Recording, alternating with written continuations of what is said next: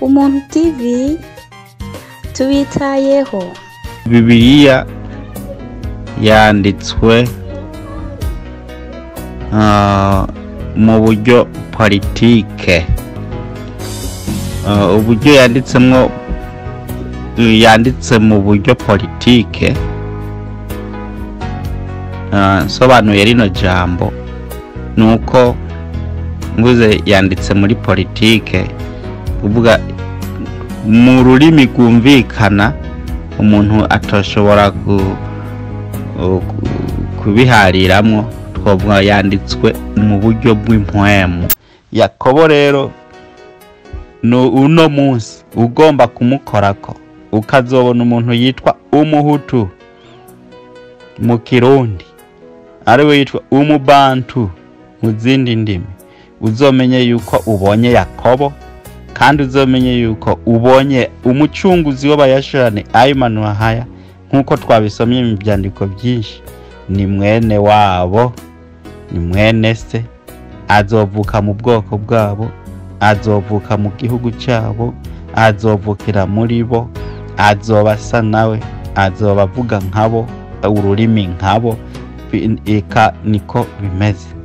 Bw'ivyo aba nibo ba Yakobo. Bibiliya ivuga ngo uwuzobavuma azovumwa, uwuzobahezagira nawe azobahezagira. Mbega uri ku ruhande ugwahe? Mu babahezagira canke mu babavuma? Umaze kubavuma kangahe? Umaze kubahezagira kangahe? Aba nibo bariyeri ry'ubwami bw'ijuru. Kubw'ivyo reka munkurikirane tubandanye n'icigwa. Rero nkuko Esawu yagize igisekuru, tukabona igisekuru cya Esawu, kuko Esawu aboneka ahishuwe n'Uhoraho, avugwa ati rero igihugu kiraje gishasha. Aboneka kuri Isaka. Rero naho aboneka kuri Isaka, Uhoraho, ijambo ry'Uhoraho ryamaze kuvuga ko ari mushasha, kandi ameze ukundi, kandi ari ubundi bwoko. Ico rero no kugikurako yuko ari ubwoko bwa Isaka, canke ari umwana wa Isaka. Naho mwobona hamwe na hamwe handitse ngo bajya na karakanyu ntihagire ico mubagira. Abayashorani babwirwa na Mose ati bajya abantu na karakanyu ntihagire ico mubagira. Uhoraho wewe yamaze kuvuga ko nirindi hanga, no kuvuga si hanga ryo kwa Isaka, kandi si hanga ryo kwa Aburahamu, kandi si hanga ryo kwa Yakobo. Nirindi hanga, kandi mbere nubundi bwoko, kandi basa ukundi. Rero ijambo ry'Uhoraho ryamaze kubyatura, ntushobora kuza kuvuga ngo numuheburayo canke ngo nuwundi muntu bwoko bwo kwa Isaka. Igisekuru ciwe si cyo kwa Isaka, Aburahamu, Tera, Shemu, Adamu. Eka ico si igisekuru cyo kwa Esawu, kuko ni kindi gihugu n'ubundi bwoko, kandi asa ukundi. Twaraberetse ni hehe yavuye, twaraberetse irangi ryiwe risa n'irangi ryo kwande. Turabereka uwo Esawu ari mu mahembe angahe, ari kuki. Ico twaberetse gisa uko gisa niko na Esawu asa, ubwo niko ruvyaro rwiwe, mugabo si descendant yo kwa Isaka na Aburahamu. Uhoraho yaramukuyeko ntariko, naho yo kwiyitirira umuheburayo sibyo. Ijambo ry'Uhoraho ryaramukuyeko. Rero twaraberetse urukwirikirane rwabo yavyaye, abuzukuru n'abuzukuruza gushika uno munsi. Iyo mwarabibonye kubo twiganye kino cigwa kijanye n'ibyo kwa Esawu. Rero nkuko twabikoze mu kwerekana descendant, ni kuvuga urukwirikirane rw'uruvyaro rwo kwa Esawu, niko na Yakobo tugomba tubikore, twerekane n'uruvyaro rwo kwande, urukwirikirane rw'ibisekuru byo kwa Yakobo ni ibyahe. Tugirirwe amahirwe yo kubironka mu gitabo cy'isezerano rishasha. Reka rero tugendeyo mu gitabo cy'isezerano rishasha, ni mu gitabo cya Luka. Umwanditsi Luka yanditse, tubona ngo ni Luka igice cya 3 uhereye ku murongo wa 23, ni harehare urabandanya ugasoma gushika umurongo wa 38. Luka 3:23 gushika 28 hatwereka urukwirikirane rw'igisekuru cyo kwande cyo kwa Yakobo. Kubw'ibyo reka basome. Umutwe w'amajambo uvuga ngo basekuruza ba Yesu. Ngaha Yesu tuca tusubiriza iryo zina n'uwitwa Aimanuahaya. Umwe bakunda kuvuga ngo ni Emmanuel, mugabo aho ni ubugiye mu rurimi rundi, ariko urw'igiheburayo ni Aimanuahaya. Basekuruza ba Aimanuahaya. 23 Luka 3:23 bandanya haravuga ngo aho Aimanuahaya yatangura kwigisha. Mwibuke mvuze Aimanuahaya ndi mu giheburayo. Yari amaze imyaka nka 30 avutse, kandi biyumvira ko yari mwene Yosefu. Yosefu mwene Heri, Heri mwene Matati, Matati mwene Lewi, Lewi mwene Meruki, Meruki mwene Yanai, Yanai mwene Yosefu, Yosefu mwene Matatia, Matatia mwene Amos, Amos mwene Nahumu, Nahumu mwene Esili, Esili mwene Nagai, Nagai mwene Mati, Mati mwene Matatia, Matatia mwene Semeini, Semeini mwene Yoseki, Yoseki mwene Yoda, Yoda mwene Yohanani, Yohanani mwene Lesa, Lesa mwene Zerubabeli, Zerubabeli mwene Sharutieli, Sharutieli mwene Neri, Neri mwene Meruki, Meruki mwene Adi, Adi mwene Kosamu, Kosamu mwene Erumadamu, Erumadamu mwene Eri, Eri mwene Yesu, Yesu mwene Eliezeri, Eliezeri mwene Yorimu, Yorimu mwene Matati, Matati mwene Lewi, Lewi mwene Simeyoni, Simeyoni mwene Yuda, Yuda mwene Yosefu, Yosefu mwene Yonamu, Yonamu mwene Eliakimu, Eliakimu mwene Meraya, Meraya mwene Mena, Mena mwene Matata, Matata mwene Natani, Natani mwene Dawidi, Dawidi twumvise n'umugabo w'inzobe. Daudi mwene Isai, Isai mwene Obedi, Obedi mwene Boazi, Boazi mwene Salumoni, Salumoni mwene Nahasoni, Nahasoni mwene Aminadabu, Aminadabu mwene Aruni, Aruni mwene Harisoni, Harisoni mwene Peresi, Peresi mwene Yuda, Yuda mwene Yakobo.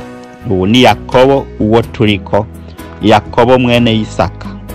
Urumva twumvise abayashera uhereye kuri Aimanuahaya, umucunguzi w'abayashirani, nawe ni igisekuru cyo kwa Yakobo. Rero twumvise Yakobo yamutse kuri Isaka.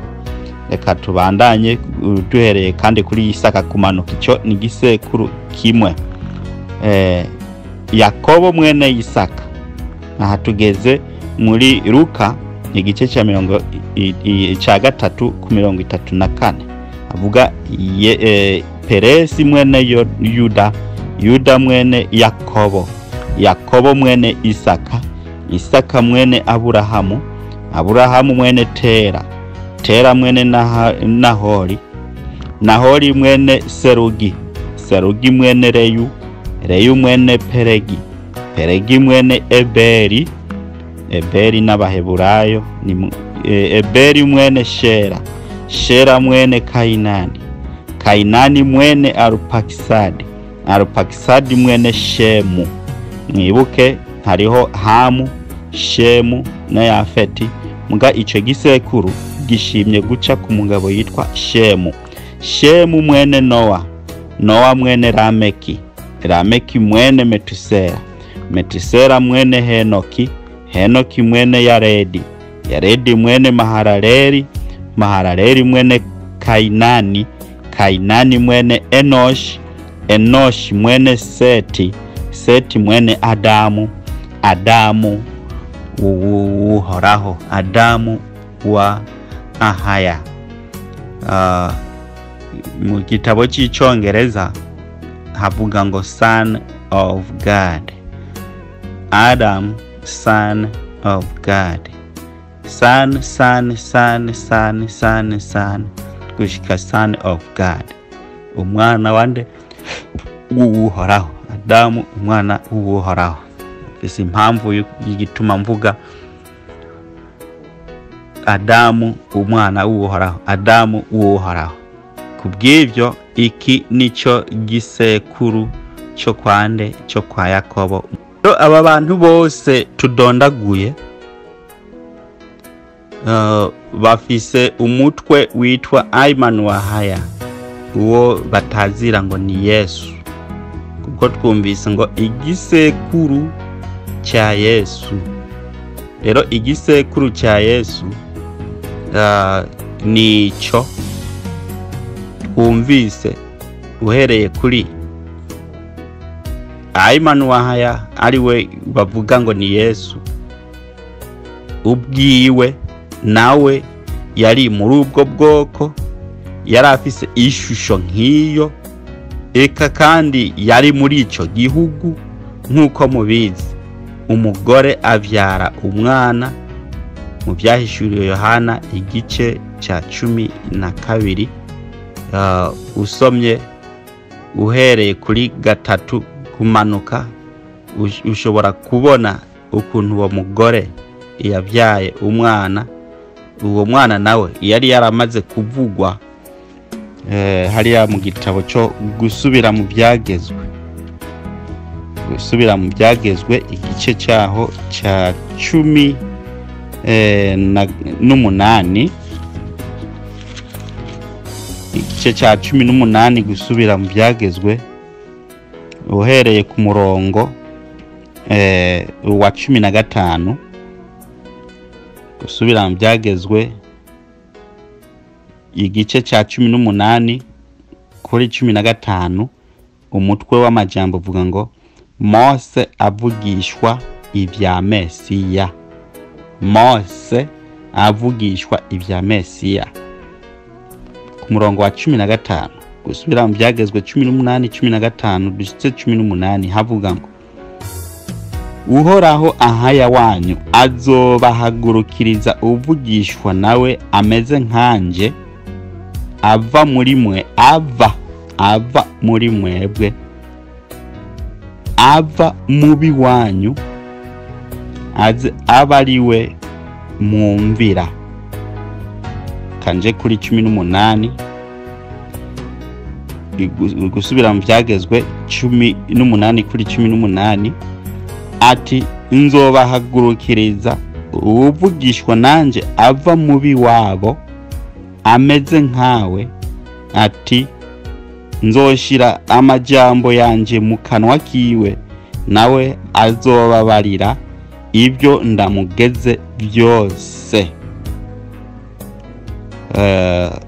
Ati kandi uzokumvira amajambo yanje, uyo azovuga mu izina ryanje,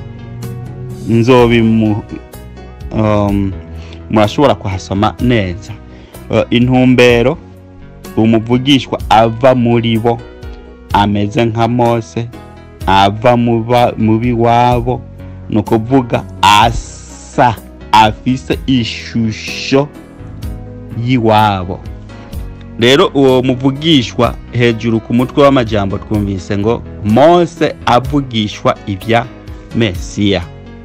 Rero Mesiya yari yaravugishijwe yuko azova mu bayasharani, mu bwoko bw'abayasharani no mu gihugu c'abayasharani. No kuvuga rero Aymanuwahaya batazira Yesu, uwo afise ishusho y'abayasharani, afise n'ubwoko bw'abayasharani kandi n'uwo mu gihugu c'abayasharani. No kuvuga ari muri bo ntiwoshobora kumutahura atiseruye ati ni jewe Aymanuwahaya umucunguzi wanyu, kubera irangi barasa, igihugu ni kimwe kandi n'ubwoko ni bumwe. Kubw'ivyo rero arafise ubwoko Aymanuwahaya kubera yavuye mu bwoko. Kuvuga ubwo bwoko yavuyemwo ni ubwoko bwahezagiwe, kuko bari mu bwoko bweke ubw'uhoraho, mu bwoko bw'umucunguzi. Icyo rero mba ndiko mvuga ni gike, mba ndiko ndabemeza yuko Aymanuwahaya tubonye muri Luka ni igisekuru cyo kwa Yakobo.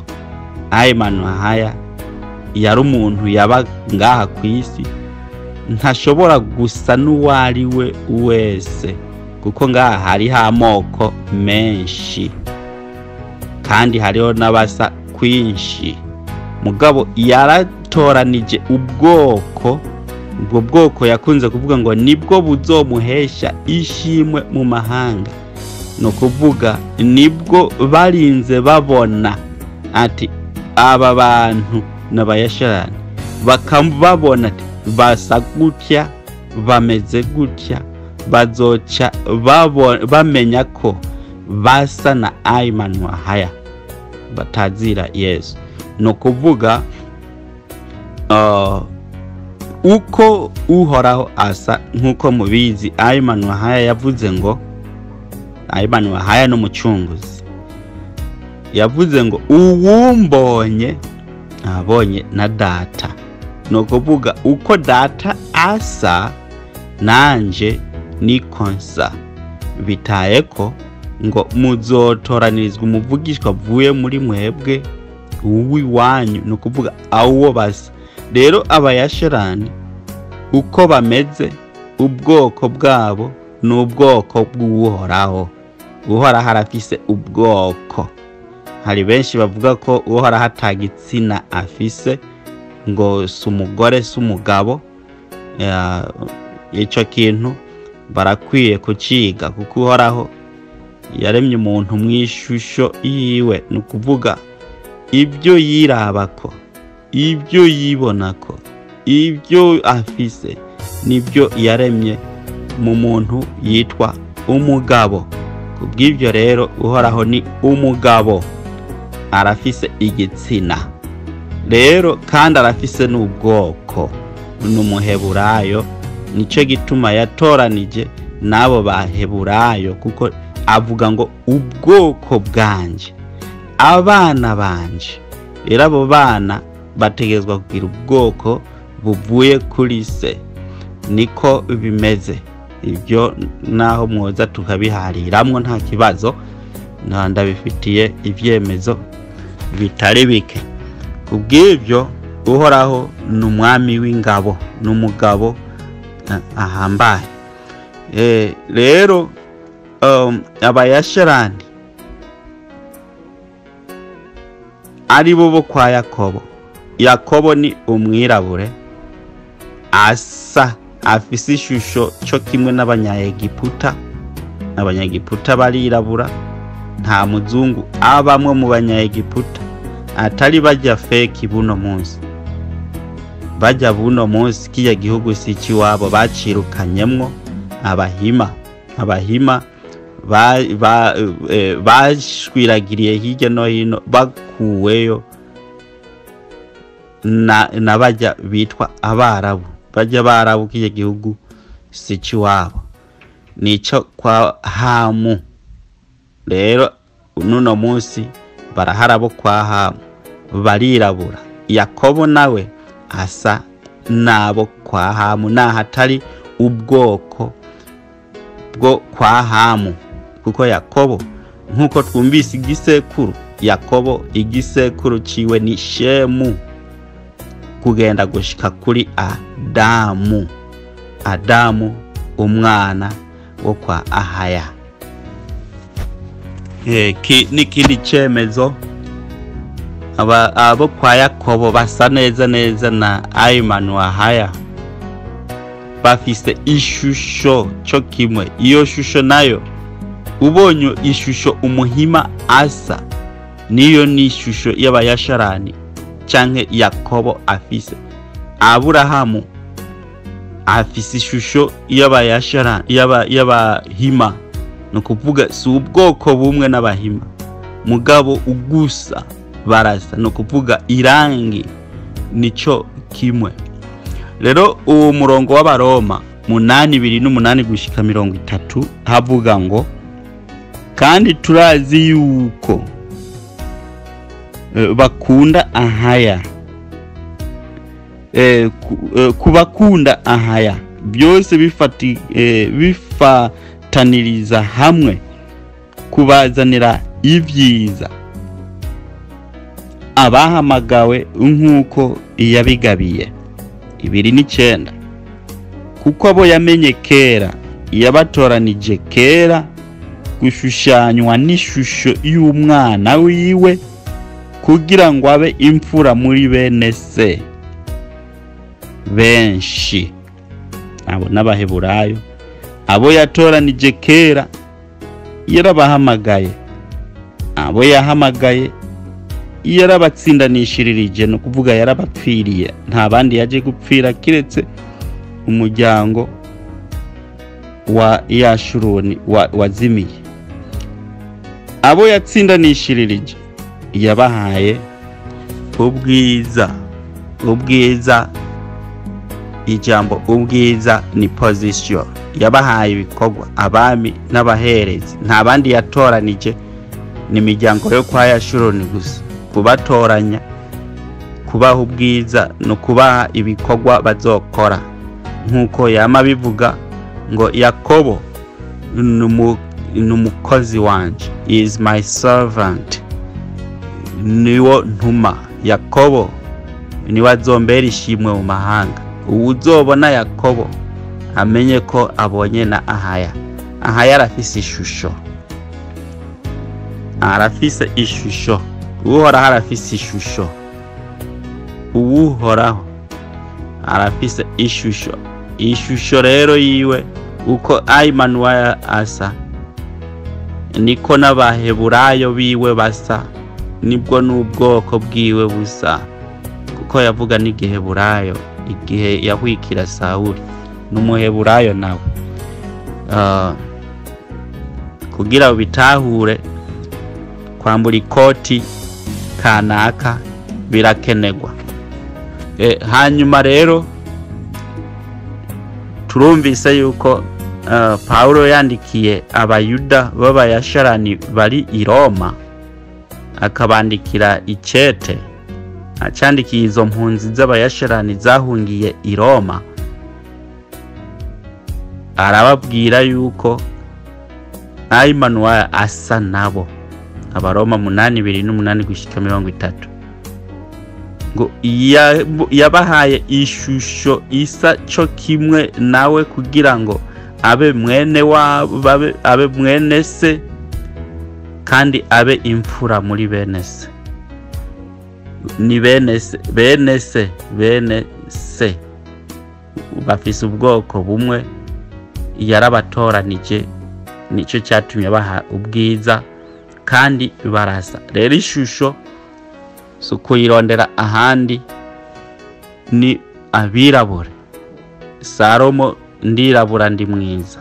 Dawudi ni umugabo w'inzobe, atari inzobe y'umuyugubwe, eka si inzobe y'umuyugubwe. Naho woja mu bitabo by'Abaheburayo buno munsi bavuga yuko ari Abaheburayo, barabicanganya. Kubicanganya kwabo nuko igitabo cyabo cy'Abaheburayo ni gishasha gisumbwa n'igitabo cyitwa King James. Bagisobanuye ico gitabo cy'Abaheburayo, bagisobanuye bagikuye mu rurimi rw'icyongereza, bakoresha gusobanura, translate. Uko gusobanura rero, aho bosobanuye neza Bibiliya ya kera iri kirababwira, mu Giheburayo baciye biyanzaza, baza kwerekana yuko byose ngo inzobe y'umuyugubwe n'inzobe isanzwe ko ari cyo kimwe. Kubera iki? Kubera kunyegeza n'ijambo ry'urufunguruzo. Bibiliya z'Igiheburayo zanditswe vuba, aho Icyongereza izisumbya imyaka, kuko Bibiliya y'Igiheburayo original yibereye i Roma, niyo yugaranywe. Rero hariya ntibayibaha, bice bisaba ko bifashisha Bibiliya zindi kuza gutranslata bazishira mu Giheburayo cya none. Mugabo hakaca haba ibyo rero bagenda bafutanganya, bagashiramo iby'iwabo. Dawudi n'umugabo w'inzobe, inzobe isanzwe. Umwirabura ashobora kubyara umwana w'inzobe, bitaye ko Dawudi nubwo yari inzobe nayo yaciye abyara umwana yirabura yitwa Salomo. Paulo n'umwirabure asa n'Abanyaegiputa. Abanyaegiputa nico kimwe n'Abanya-Ethiopia. Mose n'umwirabure, kandi Mose n'umuheburayo, asa nawe n'Abanya-Egiputa. Rero uko Abanya-Egiputa basa, nkuko Yosefu yagiye, abiwabo batigeze bamenya Yosefu. Abiwabo na Yosefu bagiye muri Egiputa, kuko Egiputa yari ikirimwo abahima birabura. Yosefu nawe yari umwirabure, baramuyobewe, barobewe ko ari Yosefu, ntibigeze bamumenya kugeza bibwiye. Rero yoba yari umuzungu kubera yari mu birabura, karakanya gato kuca bamenya ati Yosefu ngujya aratumara n'ibyo twamukoreye. Ariko bagiye kumumenya abibwiye. Kubera iki? Irangi ry'abahima n'irangi ry'abahutu. Abahutu ari bo Baheburayo, yego nibo Baheburayo abahutu, yego nibo Ayimani Wahaya yaciyemwo. Abahutu nibwo bwoko bwa Ayimani Wahaya, umucunguzi wabo, kuko ngo asa na bene se, nkuko duhejeje kubisoma. Kubw'ibyo bose bafise irangi limwe. Mu kurangiza iki cigwa cyacu, ngahe hejuru ndungitse ifoto yabo kwa Yakobo. Abo rero ushobora kuyaga nabo, ushobora gusangira nabo akagari, inyama cyangwa ifi, ushobora gusangira nabo akayoga. Ntibimenya. Intumbero y'iki cigwa no kugomba abantu ko bimenya bene Yakobo ni bande. uri muri kijya gisekuru twasomye muri Luka 3 uhereye 2:3 ukisangamwo, wewe umenye yuko usa n'umucunguzi yitwa Ayman Wahaya, umwe batazira ngo ni Yesu. Umenye yuko uru rubyaro rumwe nawe, umenye ko ubwoko bumwe nawe, kandi umenye ko usa nawe. Yasa uko aba rero aba n'abantu birabura. Ndirabura mugandi mwiza, arirabura mugabo yahawe ubwiza. N'uwo muntu rero Luka 2:1-4 havuga ngo bazokwicwa n'ubugi bw'inkota, bazojanwa mu mahanga yose ari inyagano, kandi Yerusalemu hazosiribangwa n'abanyamahanga kugeza ibihe by'abanyamahanga aho bizoshirira, bizoherera.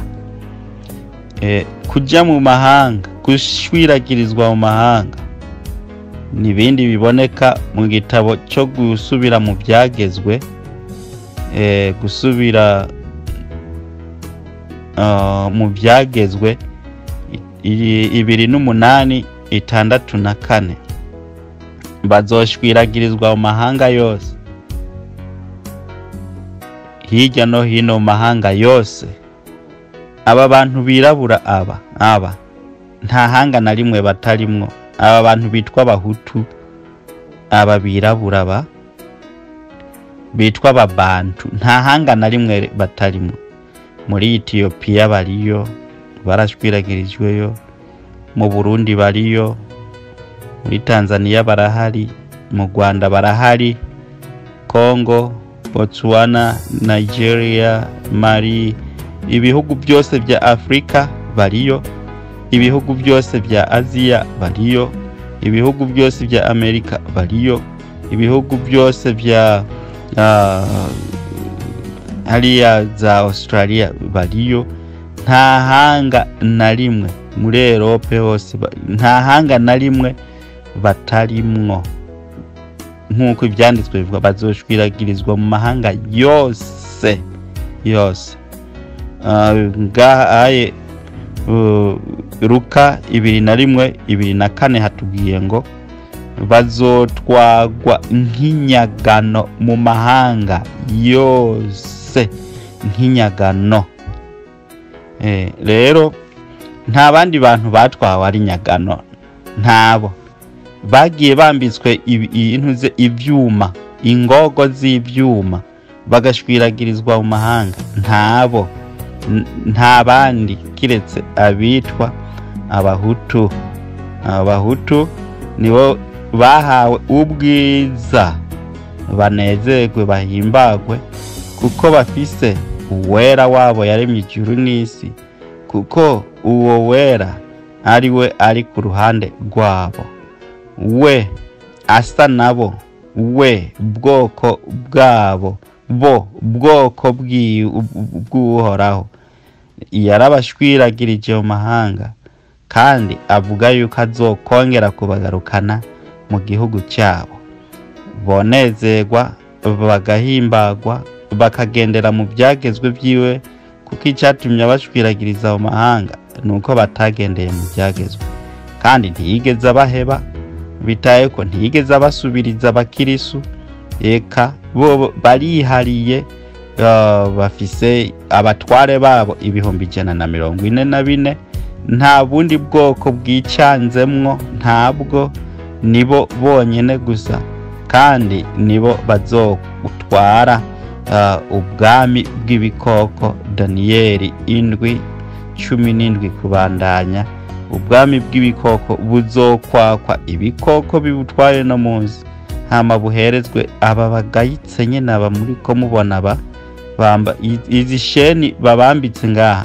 Ibi ni bizahabu bazoba bambaye mu bwami bwo mwijuru, ni bizahabu bazoba bambaye ku mpuzu. Ibi biboneka yuko ari ibintu bigayitse babatwaye babacuragiza n'ibindi. Mugabo igihe bagarutse ibi binyororo ibi bizoba ari izahabu gusa bazoba bambaye. Kubw'ivyo banezerewe bagahimbagwa ivyo bakabimenya no kubitahura, byoba ibyiza cyane gose. Igikuru bagendeye mu byagezwe by'Uhoraho. Kubw'ivyo rero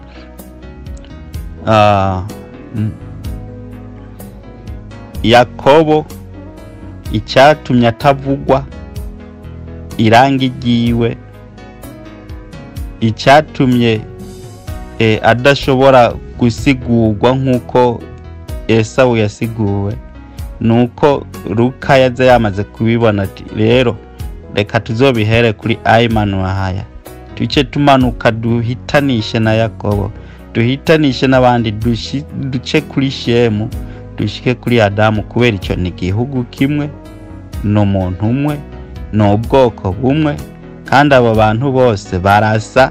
Kubera iki? Babumbwe mu ivu, rero bategerezwa gusa n'ivu. Kubw'ibyo abo ntibavugwa, reka tubareke. Mugabo reka tuvuge Esawu ivuka ryiwe, kuko agiye gutanguza igihugu ciwe, nk'uko yabivuze ngo naho utubomoye tuzogaruka twubake. Baragarutse, batanguje ibihugu byabo, batanguje ubwami bwabo, batanguje ubwoko bwabo. Kubw'ibyo Yakobo rero uno munsi ugomba kumukorako, ukazobona umuntu yitwa Umuhutu mu Kirundi, ariwe yitwa Umubantu mu zindi ndimi, uzomenye yuko ubonye Yakobo, kandi uzomenye yuko ubonye umucunguzi w'abayashurane Ayimani nk'uko twabisomye mu byandiko byinshi. Ni mwene wabo, ni mwene se, azovuka mu bwoko bwabo, azovuka mu gihugu cyabo, azovukira muri bo, azobasa nawe, azobavuga nkabo, ururimi nkabo. Eka niko bimeze. Kubw'ivyo aba nibo ba Yakobo. Bibiliya ivuga ngo uwuzobavuma azovumwa, uwuzobahezagira nawe azobahezagira. Mbega uri ku ruhande ugwahe? Mu babahezagira canke mu babavuma? Umaze kubavuma kangahe?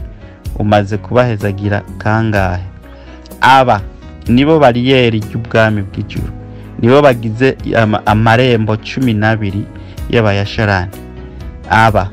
Abahutu nibo bagize ayo marembo. Kugira ushikire umucunguzi Ayimani na burya Luka yavuze ngo ngiki gisekuru ca Ayimani iki gisekuru nico kizogutwara mu iryo rembo kugira ngo ushikire Ayimani amarembo nayo na yaba bagabo bitwa Abahutu bataziwe iryo zina kandi arabaheburayo. Abo nibo bagize ayo marembo. Rero mwayo marembo hari amabariyeri kugira ngo uzohace mw'iryo rembo, nuko uzokwemera gukebwa nk'uko bazaba bariko babigutegeka. Utemeye gukebwa no kuvuga uriko urabavuma, uzobavuma ntibazomwemerera guca mw'irembo rya Yuda rya Isakari ryande kugira bashikire umucunguzi. Uzobahezagira bazombwira bati kuko wemeye gufata umutwe w'impuzu y'umuyuda, ati nimutujane, aho bazoca bakujana kwa Ayimani Kubw'ivyo uzobavuma zovumwa, uzobahezagira zohezagirwa. Kandi Bibiliya ivuga ngo musengera abayashurane. Kubasengera no kubera nuko batimenya, abansi babakuye ko ibintu byabo ntibimenya. Rero kubasengera si kuvuga ngo genda gufukama, kubasengera no kugenda babwira atarega ni mwebwe musa nimwe baheburayo, erega ni mwebwe mu bene ijuru, ni mwebwe mufise amarembo y'ijuru, ni mwebwe bami n'abaherezi, ni mwebwe gakiza kacu, kuko nimwe muzodupangira ukubaho, ukuntu barima, ukuntu bajya, ukuntu bambara, ukuntu baririmba. Ati ni mwebwe byose, ni mwe gakiza kacu. Ibyo rero uko niko kwitwa kubasengera, kubavyura. Arega ni mwebwe, atarega mutavyutse twebwe ntituzokwigera turonka amahoro atariko muvyutse mugapanga ibihugu neza, mugapanga inzego neza, kurya uhoraho azoba ariko abibategeka, kuko yababwiye ko ishimwe ryiwe rizoca muri mwebwe, ati natwe tuzoronka amahoro. Uko niko kwitwa kusengera abayasharani. Basengere rero nabo bari kwibiziriko uno munsi, mugivyo biziriko bigiye kubabera iki? Bigiye kubabera ibintu ibizahabu bikomakomeye bazoba biyambariye, ndetse biri no ku mpuzu, ku nkofero zabo, ku birato byabo, niko bizogenda banezerwe bahimbawe. Bw'ibyo rero ikigwa ndagihejeje nkuko nababwiye ntikingana nico kwa Esawu. Urafise ikibazo? Uragomba gupinga?